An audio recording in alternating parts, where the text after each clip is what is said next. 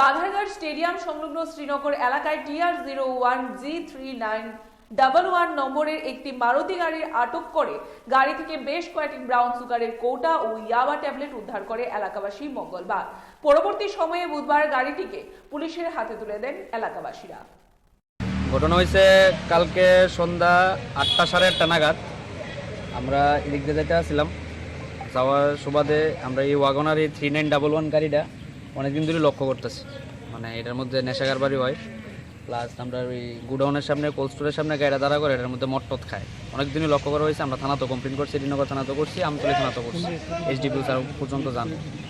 তো কালকে আমরা এদিক থেকে যাইতেছি, যাওয়ার সুবাদে আমরা দেখছি গাড়ির দিকে দাঁড়ায় রয়েছে 3-4 জনের মধ্যে বয়ে রয়েছে, ধোয়া বেরিয়েছে। তো গাড়িটা দেখে অনেক ডাউট হয়েছে। তো ডাউট হওয়াতে আমরা পাড়া প্রতিবেশী আসলো, মহিলাও আসলো ওই দোকানের।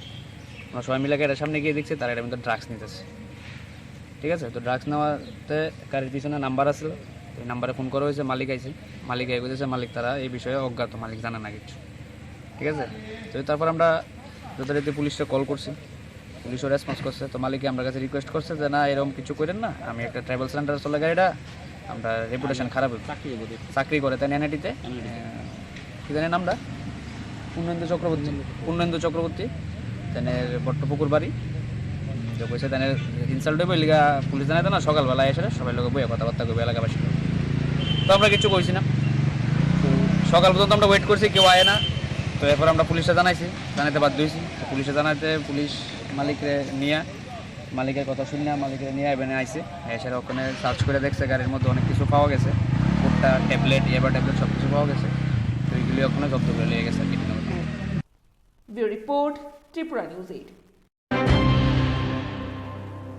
এখনকার মতো সংবাদ আমরা এখানেই শেষ করছি। পরবর্তী বিভিন্ন আপডেটস দেখতে অবশ্যই চোখ রাখবেন ত্রিপুরা নিউজ 8 এর পর্দায়। নমস্কার।